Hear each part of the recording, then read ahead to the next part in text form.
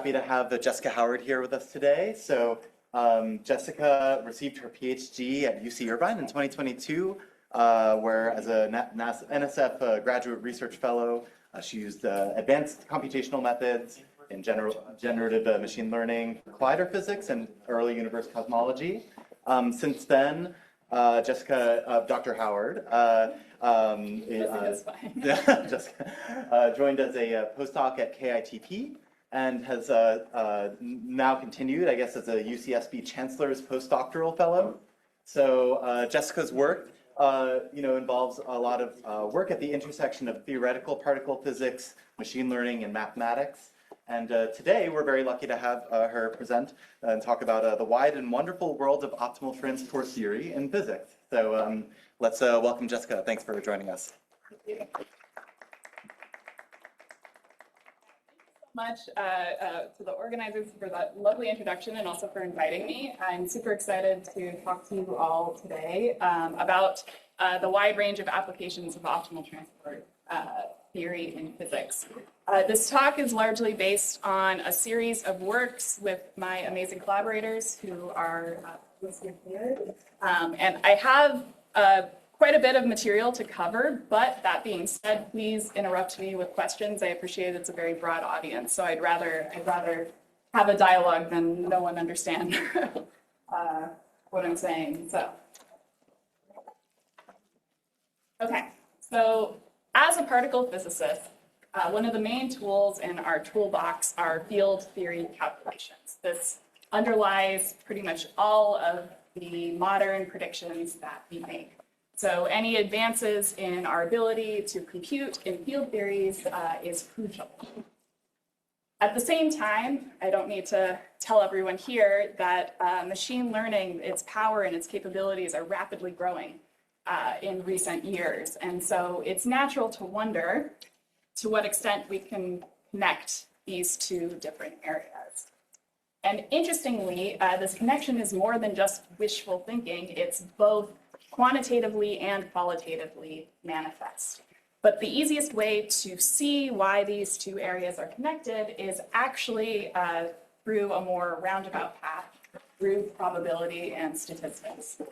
Now, it's probably no surprise that machine learning and probability and statistics are very deeply related. After all, data are samples from probability distributions. And depending on your background, you might also be familiar with the fact that field theory can be related to statistics, namely statistical field theory.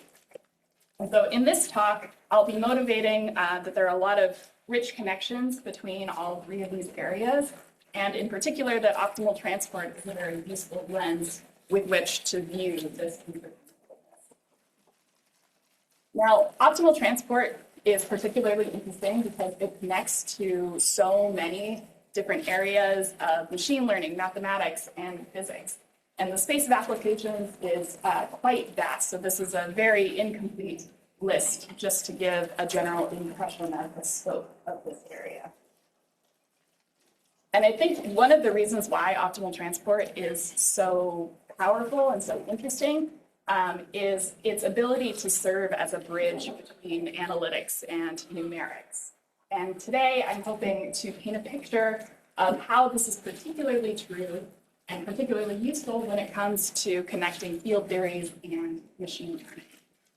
And the main punchline is that optimal transport may help us carve a path towards new ways to do non-perturbative field theory calculations. And in particular, the context that I'll be talking about this in as sort of a case study is the normalization group of physics. So just to give a quick overview, we will see how statistical field theories can be understood as probability distributions, how ensembles of neural networks can be understood as statistical field theories, and how this fact lets you deepen the connections between machine learning and physics. And also how all of these concepts combine to provide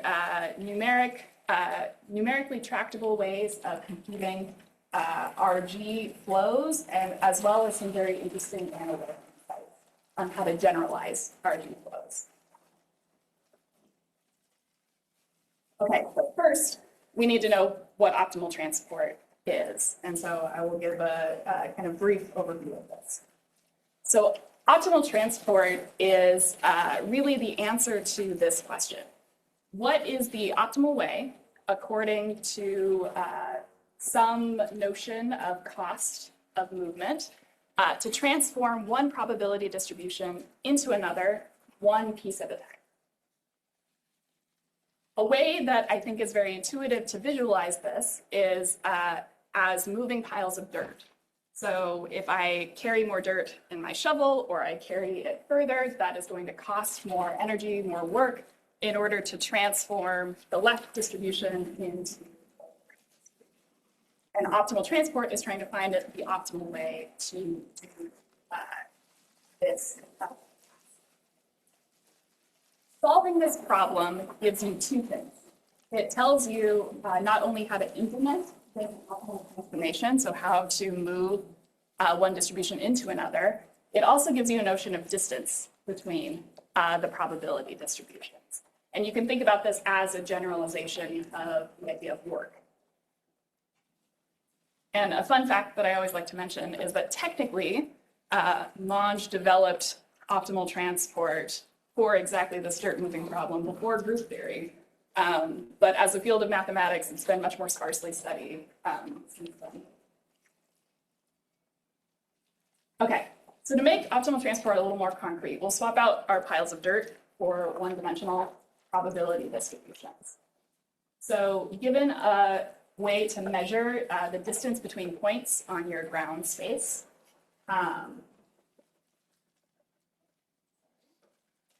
optimal transport is going to tell us how to move. And in particular, we can ask about the distance. So here I have what's known as the 2 Wasserstein distance, hence the W, where this depends on how much dirt I am moving from every point X to every point X prime, as well as how much that trip costs. And then I am optimizing over all possible transportation paths in order to get the distance. Now, one easy way to visualize this is actually in this one-dimensional setting is with the cumulative distribution functions of the source and the target. So this gamma transport matrix is pairing all points X and X prime, and you can see how it manifests here as my point X goes up to my source distribution, and then I can go over until I intersect my target distribution, and then back down again. And that tells me how I am moving each of the points. The other thing that you can use to visualize this transportation plan is actually sort of playing it like a movie. So you can think about it as slowly morphing my source into my target as well. And gamma gives you this as well. And this latter picture is actually how optimal transport connects to partial differential equations. So we can imagine parameterizing this movie by some flow time variable. And I can write down a partial differential equation that describes how my distribution changes as a function of this time. This is going to have two terms. There's a diffusion term, which is going to spread out our distribution, and a drift term, which is going to add an overall shift. And in particular, if you're familiar with PDEs, this type of convection diffusion equation is called a Bakar-Planck equation.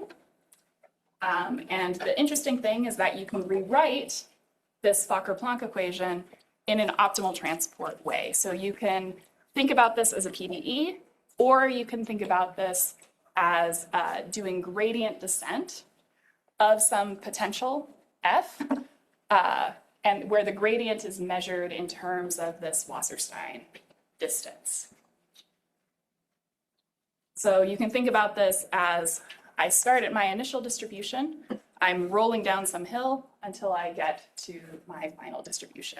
And the dynamics here are following this gradient descent path, or equivalently, this convection diffusion equation. Now, the interesting thing is that this path is not just a geodesic in this space. It's actually what's known as a constant speed geodesic. So the optimal transport distance between any 2 points in this flow is going to be proportional to the distance between either of the end points.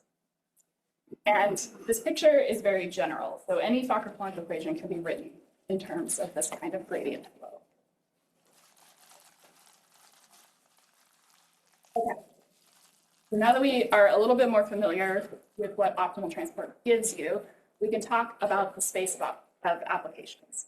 So remember, optimal transport gives you two things. It gives you the distance between distributions and also a way to kind of visualize the transportation of one into the other. And the applications of optimal transport in physics can pretty much be divided along these lines. So on the one hand, we have distances between two different distributions. And the reason why you might expect that this works is that a lot of times the data that we have is similar to dirt in that their probabilities are different. And so calculating distances between, for example, at the LHC, between two different jets, can be a very useful data analysis tool. There are many works in this direction, but to give a selective and somewhat self-serving list, these distances can be used, for example, as loss functions in generative modeling. So people who are familiar with Wasserstein bands, Wasserstein autoencoders, that falls under that category. You can use these distances either on their own or in combination with machine learning to also get impressive performance on classification of different types of objects. And you can even use that same kind of logic to look for anomalies as well. And the key difference, or the key idea here, is that you're using the distances between different types of data signatures. So for example, in this paper, we were looking at electrons versus pi0 data signatures. Can you tell me intuitively how I would see an anomaly in this transport? Yes, so the main idea here intuitively is that, actually maybe I can go to one of my backup slides here. So this is for the classification idea. So the idea is that physically similar distributions, so physically similar objects, are going to have a smaller optimal transport distance than physically dissimilar objects. And so if I collect a reference of some known type of event, I can then look for anomalies that have a larger distance score. I can also use kind of, in a supervised way, the pairwise distance information as well. Yeah. I'm sorry, this is a clarification. I think I spaced out and missed a point. No, I think you're you good. started by defining optimal transport in terms of a generic cost gamma, but then I think at some point you switched to the squared distance. And so I guess I wanted to ask, Yes. is this whole talk going to be about the squared distance? When you say OT here, do you mean the squared distance, or are you going to be in general? Perfect. Okay. So in the works that I'm talking about specifically, we always choose the 2 Wasserstein distance because of its ability to embed into it has a pseudo-Riemannian embedding, and that has useful properties. In terms of this idea of using an optimal transport distance, you could repeat this kind of picture with any cost function. So if there's Including the Fokker-Planck thing with a gradient descent? no, of the- sorry. Okay. So the Fokker-Planck one is specifically for 2 Wasserstein. Yes, yeah. Because it relates to the uniqueness of the gamma solution, and 2 Wasserstein is the only one that I'm aware of that you have that required. So yes, thank you. All right. This is a very important question. So that is I was not going to ask because this is not a mass talk, but you're saying the fact that you use L2 is related to this fact, because in principle there could be two optimal transports which are very different between two distributions. And you say if you use L2, it's unique. Yes, so if I have my source and target distribution fixed, and I choose my cost function to be this 2 Wasserstein, then there's only one way that I can do that And the transportation. problem is that if you choose a different one, there could be different Yes, 2 there. or 3 solutions, and then life gets Correct. harder. Yes, exactly. So like 1 Wasserstein distance or the root distance is 1. So you can run into these kind of pathological cases of having multiple answers.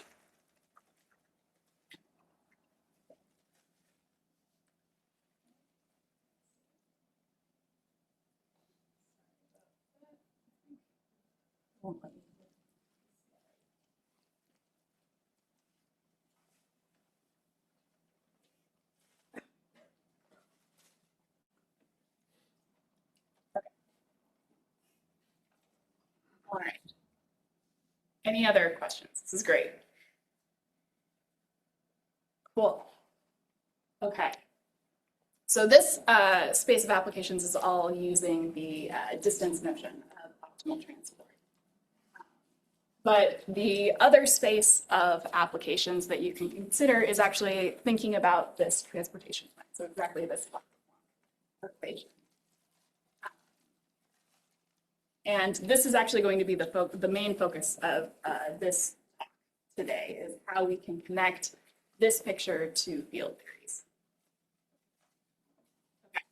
But before we do this, we first need to define what is going to play the role of our probability distribution in this space. Here it was data, but here we need to define what we're trying to talk about. So, in statistical field theory, you can express observables in terms of expressions that look like this. And I can do a very suggestive rearranging of this information by defining these objects here to rewrite the observable in this form. Now, you might recognize this as looking very analogous to the nth moment of some probability distribution, and you would be right. That's the intuition that you should have here. So a statistical field theory is a probability distribution, and observables are going to be functions of the moments of that distribution. Now, you might be more familiar with thinking about probability distributions as this. So here we have a 2-dimensional ground space and a simple Gaussian distribution over it. The story is very similar in the field theory case, except now the ground space is the space of functions. So we don't just have 1 or 2 dimensions, we have a continuously infinite number of dimensions. And so this statistical field theory is a probability distribution, but the ground space is infinite. Now, high-dimensional probability distributions are really hard. And in math, there's a lot of great techniques to look at these, but high dimensional usually caps out around 10 to 100, whereas here we don't even have a finite number of dimensions. And I would say this is part of what makes mathematicians run and scream and want to pull out their hair when they talk to physicists. But crucially, what gives us some hope is that we know that the answers that we can compare to experiments should be finite at the end. So even though we're working with this continuously infinite space, we should still be able to do calculations and get a finite result. To do this, we can go to our analytic bag of tricks, where perturbation theory lives, using symmetries or looking for other better representations and subtle cancellations to try to make progress in this space. Or we can look to our numerical bag of tricks. And the main idea here is that we want to discretize our function space in some way such that our dimension is finite, But then the issue with that is now we have to be able to extrapolate our results to the continuum. Okay, so now the question is, how do we discretize this space? A very tried and true way of doing this is discretizing the underlying space-time dimension. So now your dimension is just going to be the size of your lattice to the power of your space-time. But an emerging alternative is not to discretize the space-time, but actually to think about discretizing the functions themselves and making them finite by being represented by a neural network with some number of parameters.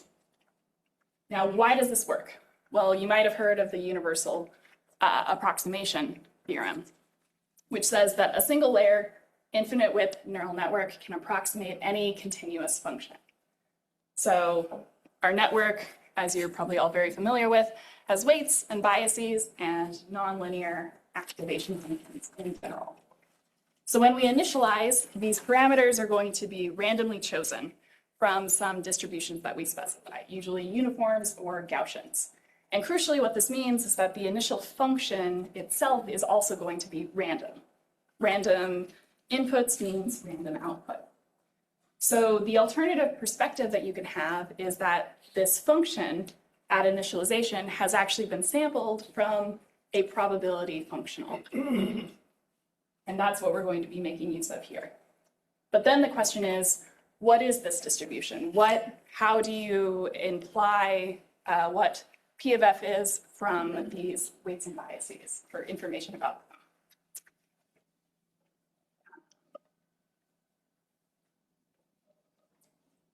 So one way we can start to ask questions about what P of F is by considering an ensemble of neural networks, which is going to approximate this distribution in an analogous way to binning a set of samples to get to estimate a continuous PBF.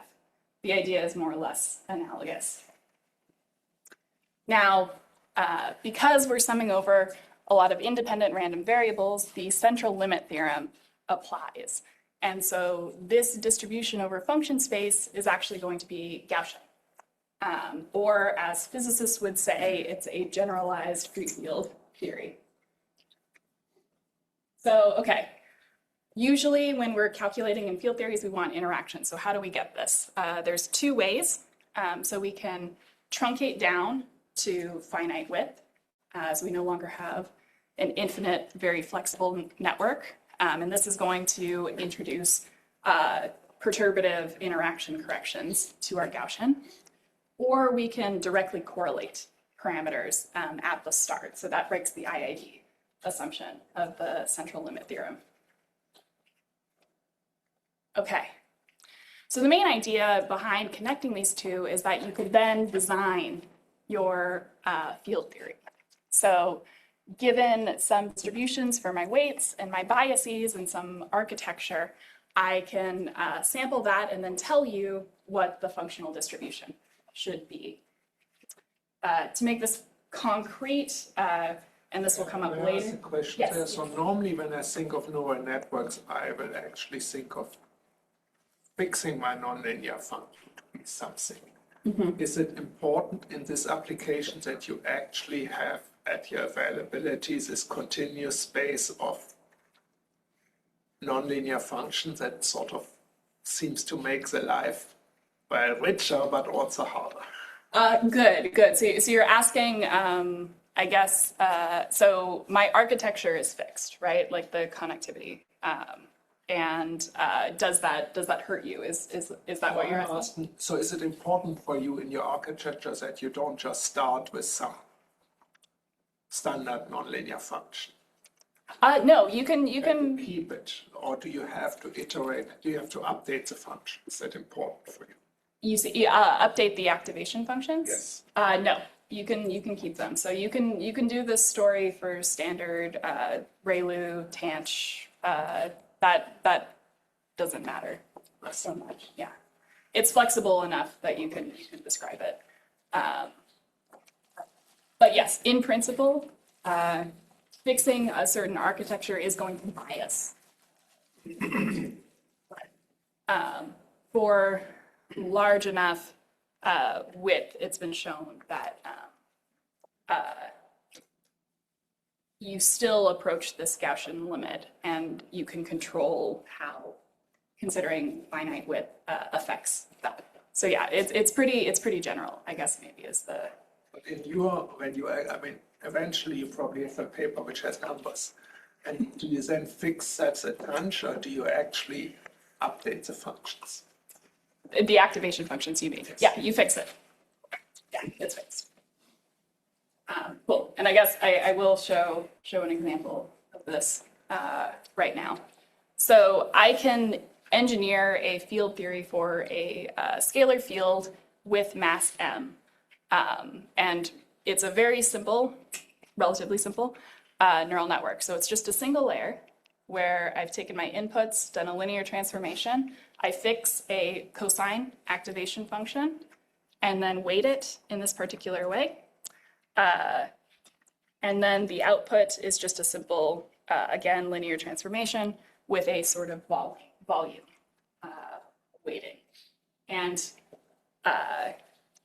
there's a set of parameters which you can write down as having this distribution. So these are relatively simple functions. You have a Gaussian, you have a uniform sphere, and you have a uniform on a single line.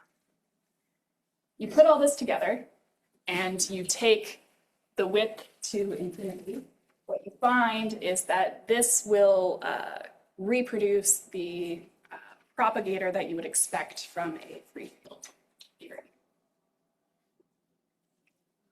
Are there any constraints on, so you chose a cosine nonlinear activation function. I'm going to guess that that has some analytic conveniences, but in principle, you could probably pick something else and compensate You could pick elsewhere. Yes, yeah. I think if I'm remembering correctly, the cosine is pretty important from the standpoint that you want translation invariance, and I think that there would have to be a cosine in there somewhere. But the general idea is that you are trying to engineer a particular P of F, and then you're trying to find the set of architectures that could reproduce that. And so, yeah, there's some art here in choosing what you can get away with. Can I ask two questions at once? I'm not a physicist, so what is G twiddle 2P? So yes, so this is, you can think about it as the kind of variance of this distribution. It's the 2-point function, so it's the propagator. Function. Yes, Okay, it's great. the- Okay, so that's yes. the, Yeah. that's the, okay. So if, Fourier transform of the. Yes, Fourier transform, thank you. all right. So one way, as a statistician, I want to think about this is you want to design a probability distribution on functions that is a Yes. particular Gaussian process. Yes, And exactly. you would like to draw from that Gaussian process. Drawing from Gaussian processes are hard, and so you have constructed a way to, at least for certain kinds of 2-point correlation functions, draw instead from weights of a neural network. Is that a fair summary? Correct.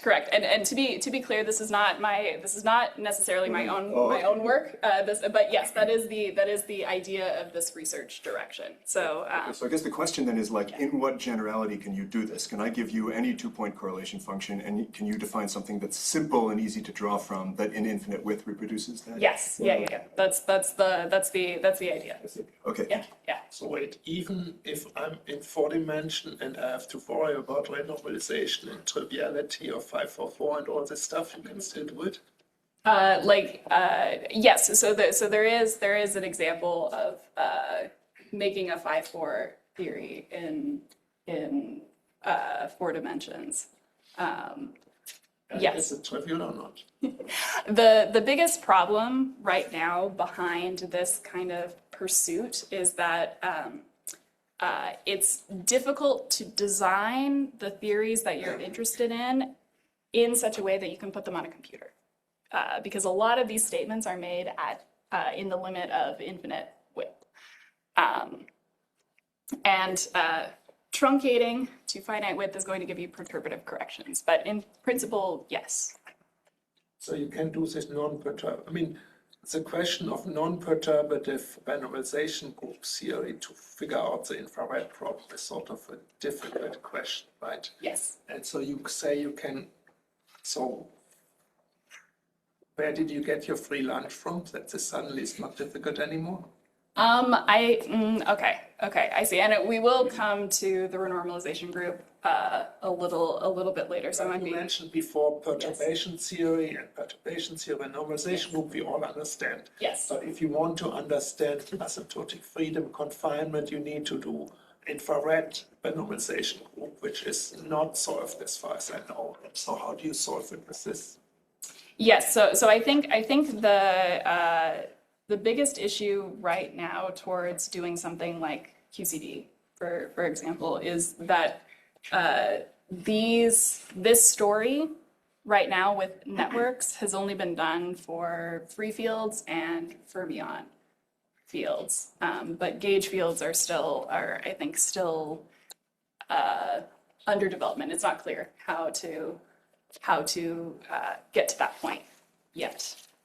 So that's, I guess, part of the free lunch, no free lunch exactly. But I think maybe the other one more generally is that it's tricky to figure out what architecture you need to get this, and that's sort of the art or kind of the goal of this is how do you engineer things that are useful that are feasible here and give you a useful result in the end. And in particular, I would expect that one of the difficulties that will push up against is whether these parameter distributions are still easy to sample from. But yeah, that's kind of speculation on my part now. But yeah, we can also talk more at length afterwards as well. Okay. Okay, so maybe coming to this. So this idea of taking an ensemble of neural networks to estimate this functional distribution is not so different from taking a set of lattice field configuration. So what did this buy us? Well, on the one hand, going from field theories to neural networks, we could use decades of knowledge about field theories and their behavior to help us better understand and predict neural network behavior. But then hopefully in the reverse, we would like to be able to use neural networks to do non-perturbative SFT calculations. But the trick is what architectures would give us that situation. Okay, so you might worry that this first point about using statistical field theory to understand neural networks is kind of physicists applying a hammer to everything that they see as a nail, but it actually works. And so one result we were able to show is that in the limit of an infinite number of parameters, so you are dealing with a Gaussian process, you can write down a fairly simple field theory description of this. And we were able to show that when you do a renormalization, Wilsonian renormalization of this theory, you can predict before training how many data points you would need to reach a final loss value. And this was for considering real-world networks, so ReLU activation, I think 2-layer is what we used, on real-world data sets, so doing MNIST regression, so learning a 0 versus a 1 or an 8 versus a 9. Sorry. Yeah. That was actually going to be my question, which I guess you are addressing here, so I'd like to understand a little bit how initially you were making the argument that you were using the universal approximation theorem of the simple one-layer infinite width case, right? Yes. Where the analytical formalism is pretty clean and straightforward, which I guess goes into how you built that correspondence with a propagator. But now you're looking at an actual finite width multi-layer network with different connection architecture. So how does that bridge work for you in this case? Good, perfect. So the story of single layer was just for conceptual simplicity. The story does work for depth as well as width, and And at finite? width? At It finite, works. yes, yeah, Alright, so you don't need you don't need to be taking limits all the time. So for these, sorry, there's a few different layers. For this result here, we were operating in the strictly infinite width limit. But what we did is we find, in this infinite width limit, you get a Gaussian process with a particular kernel, and there's a way that you can analytically find what my like 2-layer ReLU network, what kernel function it will have at infinite width. In general, when you back off from that infinite width limit, the corrections that you get will be order depth over width. So there are cases where that in and of itself would be non-perturbative, but also a lot of cases where you can make it interesting. But yeah, this general limit of approaching a Gaussian process works in pretty much all cases, and not just on fully connected networks. It works for CNNs and transformers as well. So Can you tell me a little how this relates to the Google's neural tangent library and the work Yes. Yasserman has been doing? Exactly. So this idea of, so we did use the neural tangent library. So that's what gives you the kernel function, is taking that limit. Cool. Okay, these are awesome questions. Yes, I'm yeah. still at least, I'm sorry, I'm No, not this is following- perfect. I'm really clear on what exactly the guarantee you're stating is. Is this, could you just say what the guarantee is? Yes. Basically, I'm not going to try. So essentially okay, so this is in the Gaussian process limit. But the idea is that if you want to achieve a particular loss value, so say 10 to the minus 3, I can tell you how many training data points of MNIST images you will need to train your Gaussian process through Gaussian process regression to meet that threshold. But I can do that before I actually run the Gaussian process regression. Evaluation loss is expectation of cross entropy over the. It's a little weird. This is a standard in the field, but it combines both your training and test. So it's like evaluating on the whole set of data in a sense. But yes, yeah, that's the idea. So this tracks not only performance on the training set, but also on the test set as well. So essentially what you're saying is you can predict the performance of the Google Tangent library from here. Yes, correct. Well, and there's caveats on this in terms of what we assume to work in this situation and where the theoretical ideas break down. But yes, for real world data sets and networks, it works pretty well. And when you say number of parameters goes to infinity, you mean in any way that gives you the Gaussian process? Correct, exactly. And crucially, we use the neural tangents library to get us the kernel, and then that's what we used to make the predictions. Okay, great. This is fabulous. I'd much rather everything be a discussion than hear me drone on. Okay, great. So hopefully I've convinced you that all three of these areas are connected. And the general idea is now I'm going to tell you how optimal transport can be used to connect these even further in a very interesting way. And in particular, I'll be talking about the renormalization group and how this connection to optimal transport leads both analytic and numeric insights. Okay, so what is the renormalization group? So it's an interesting fact of our universe that physics at large distances tends to not care about the microscopic details of your theory. So for example, if I'm calculating the viscosity of water, I don't necessarily need to know every detail about the molecular structure. The renormalization group tells you how you can construct an effective theory that describes your physics at all of these scales.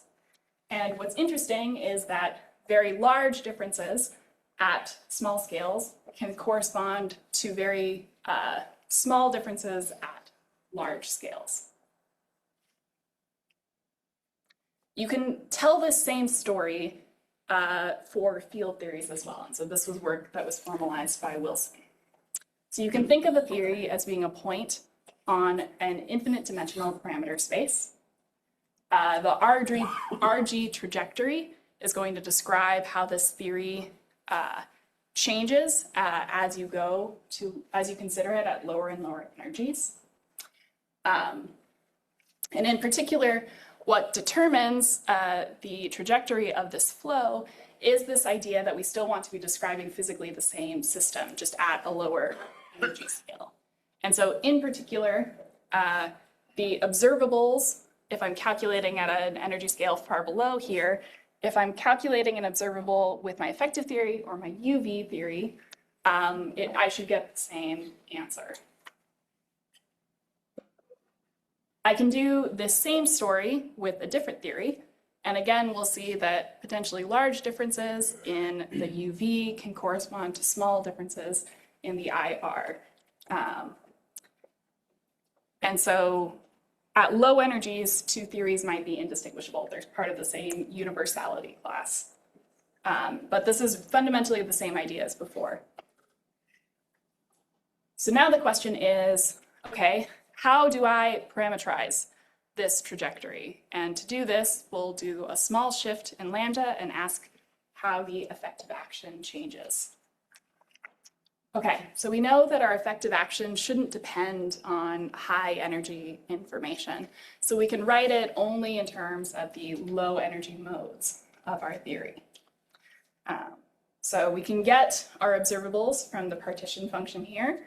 So we can do a partial integration. I've split my integral into high and low modes, and then I have my action there. And I can partially do this integration, integrating over the high modes to get my effective action. Now, what's interesting here is I've only partially done this problem. So it's kind of maybe obvious that the physics stays the same if I'm calculating with it. But the problem, what did this cost me? Now, what might have been a very simple action here is going to be a very complicated action here. And in general, it will have an infinite number of higher order interaction terms in order to keep the observables the same. Okay, you might have heard renormalization group thinking of information loss. So where does that come in? Well, most of the time, I don't need all of these infinite towers of interaction terms. And so I might as well just set them to 0. But as soon as I've done that truncation, I've lost information about my UV theory. But that won't matter if all I care about are observables at low energies. Okay, in practice, this partial integration is very not only difficult to do, but can have some theoretical problems with it as well. So a alternative that Polchinski developed is to actually use a smooth cutoff function. So it's just suppressing the high momentum information as opposed to cutting it off entirely. And crucially, in the limit that your scale lambda goes to your UV scale, you should recover, your effective theory should recover your UV theory.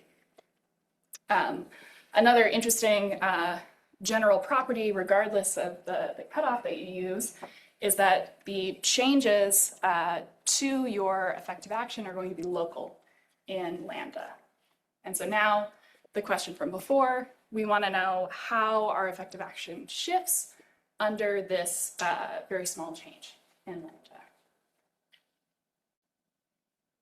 Okay, so we want observables. Local in lambda means it interacts with one scale up, not 3 scales up in some complicated way. Yeah, essentially it's like the rearranging of information that's being done by this Polchinski RG flow is going to happen locally in lambda. So the modes being affected are not all the way down here. And why that's important is that if I'm making an observable at energies much less than lambda, I don't want the answer to change that much. And so That means if that's a delta function, that's a Gaussian. That can't be a weak solution that has a heavy tail on one side. correct. Yeah. And so correct, yes. And so Polchinski in particular, instead of a sharp function, this is actually an exponential. And so you actually do get quite a bit.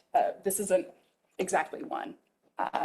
So you will get effects kind of trending into lower energies. Did that answer your question?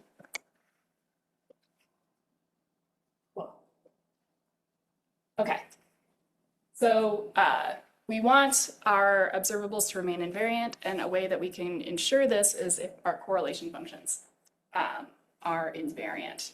Now, we can view the implications of this equation at many different levels.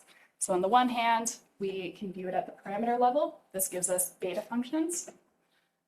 We can view it as Polchinski did at the action level, or we can go one step further and view it at the distribution level. And hopefully it'll be clear why this is a useful thing to do in a moment. So going way back to the beginning of the talk, we, as a reminder, know that our Fokker-Planck equation can be described as a Wasserstein gradient flow. And the interesting thing is that if you stare at Polchinski's equation, you'll recognize it as an infinite dimensional version of a Fokker-Planck equation. So specifically, you can express this ERG equation in a very compact form. So it is, you can induce the RG flow by doing a 2 Wasserstein gradient descent of the relative entropy between your theory and some reference theory Q.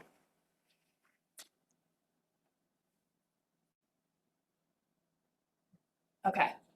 P and Q are at the same length scale. They are at the same So length scale. they're not different length scales of the same theory. They're 2 different theories at the same length scale. Correct. Yes, And thank how do you. pick? Yes, so to get Polchinski's equation, Q is the free field theory. Thank you. Okay. Yes, so you're flowing from some interacting field to a free field, but crucially at the same scale, which leads to some interesting dynamics because your target can move. And should that flow kind of map what you would do naively if you take the interacting theory and kind of just run the couplings to 0 analytically?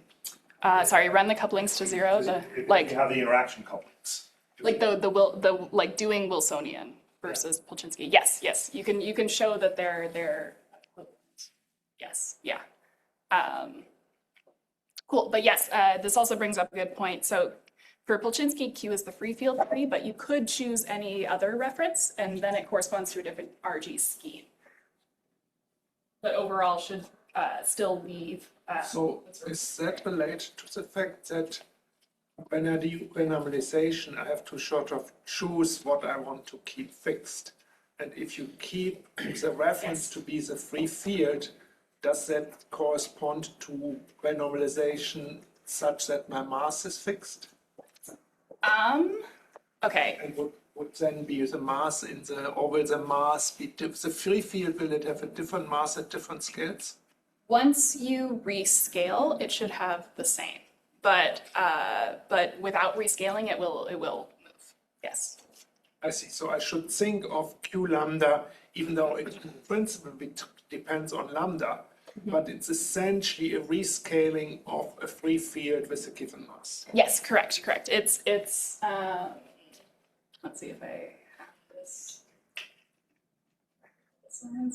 Yes, so I've suppressed the propagator itself by this cutoff function. Yeah.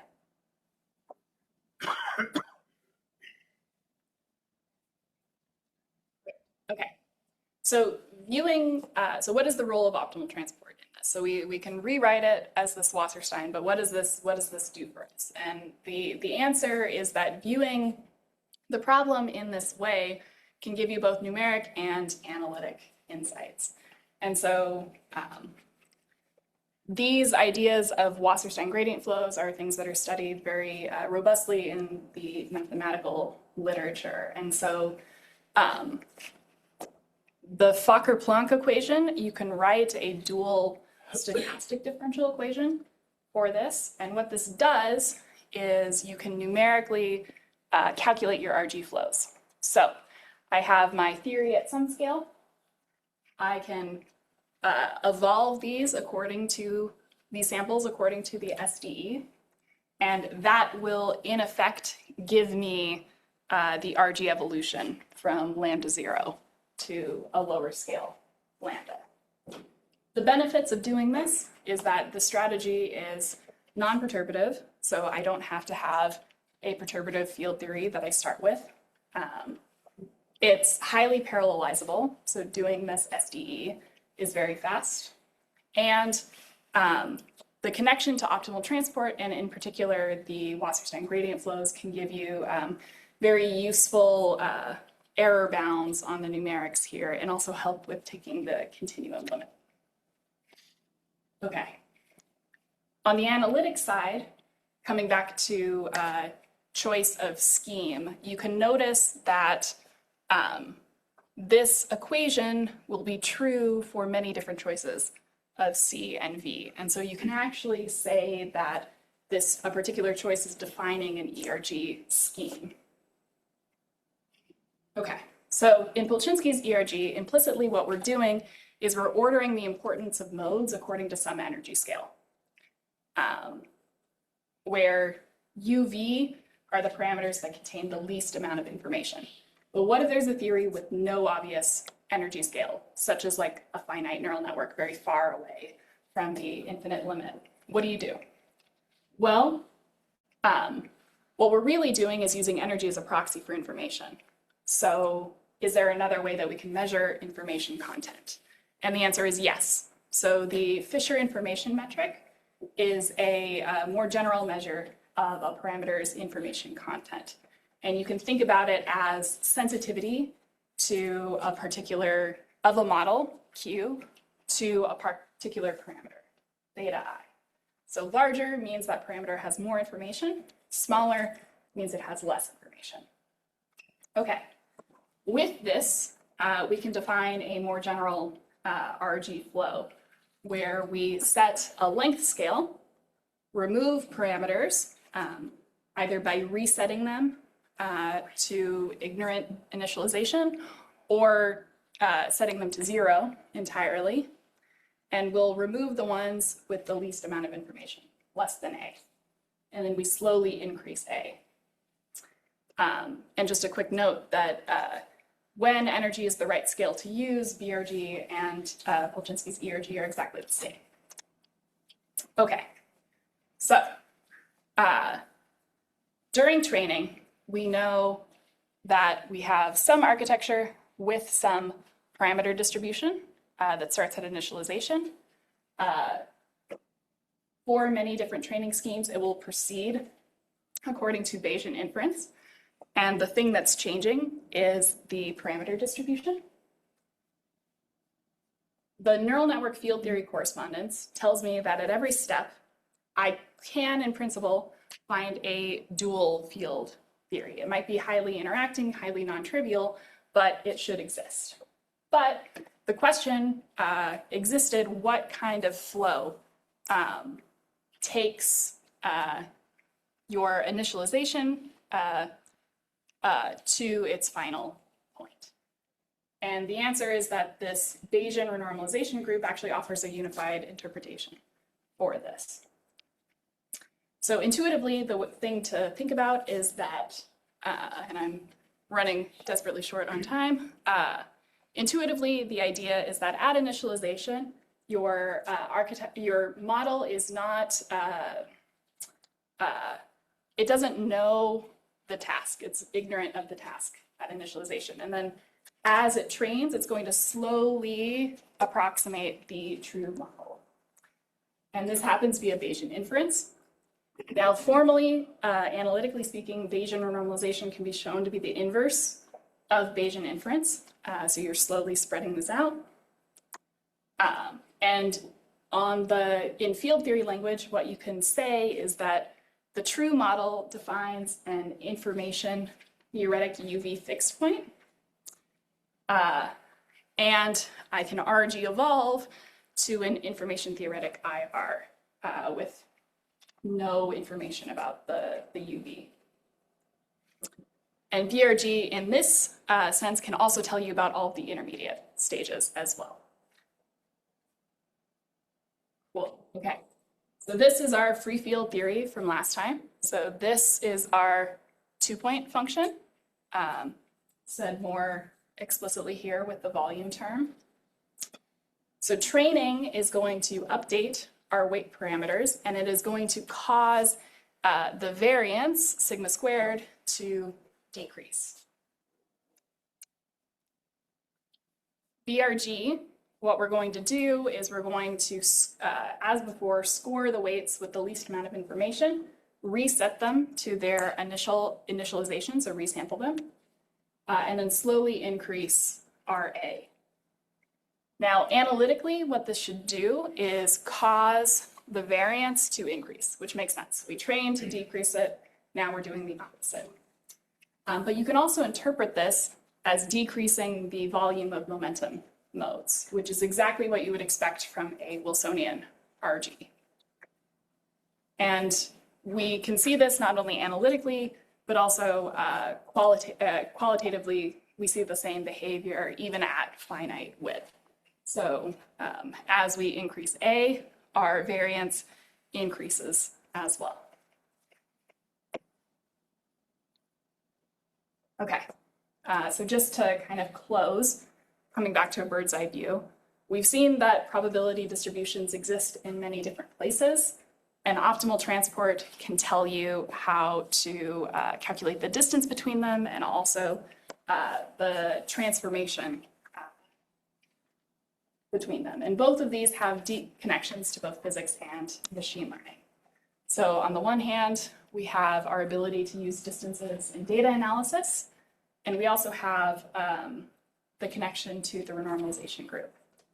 So we can RG evolve our samples to get these dynamics, or we can look at a more general version of RG flows, or even predict analytically neural network behavior.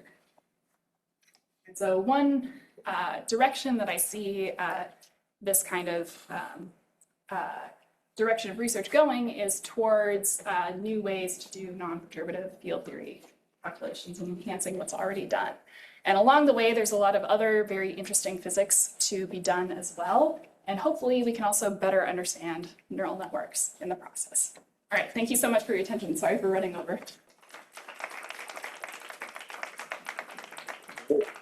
Much, Jessica. I think maybe let's take one or two questions, but also Jessica is here the rest of the day. So. Real quickly, again, a reminder that in 2 weeks, we're going to have the lecture will be Gertz Theater starting at 1 o'clock and tours before. We do have a sign-up sheet if you could just, if you're interested in doing that, you're not committing, but please let us know just so we can figure out our numbers. Thank you. Any questions? There's a lot of discussion during the talk. So. Yes. This was well, and I know you're running late on time, so I don't know if very briefly you could give a bit of insight in what is the role of the data in terms of, I think of Yes. at initialization time, a random network will evolve based not only on a loss function, but on the specific data set it's getting trained on. Correct. Good. What concept do I map the training data set to in this physics kind of language here? Yes, I think what I would say is that the task, which I would put the data in that as well, is defining what the Target final X is. target UV is. Yes, correct. And the story is for regression specifically, but yes, yeah. So there's some kind of true underlying function that I'm trying to learn, and that depends on the data. And I guess one other thing I can say, what's the best slide for this? It's this one. Go through all my animations. When you are actually calculating this Fisher information, you do need a sample of data. So it's somewhat conditioned. So when you're estimating this value, it's conditioned on not only the data set, but the data sample that you're calculating with from a practical standpoint. But yes, so I think theoretically in the idealized scenario, it kind of defines the UV point, but it also shows up practically as well. Can you explain that a little more? So when I think of this evolving distribution, does the data just enter the initial distribution, or does it also enter how I do the flow to the other? So you're training your network the way that you normally would. So you can think about it as I start at initialization. I have no knowledge of the specific task. I might have some kind of implicit bias if I've chosen a good architecture or not, but I'm relatively ignorant of the final goal that I have. Each step that I train with, I'm getting input from the data. So that's informing how I'm training. And this goes back into the idea that this proceeds because of Bayesian inference. And there's certain cases where this is true. So for example, training with gradient descent or stochastic gradient descent, those are fine. This hasn't been shown for atom yet, for example. Great, I think let's wrap up here, but Jessica is here the rest of the day. So Happy to talk more. yeah, feel free to chat, and let's thank Jessica again. Thank you.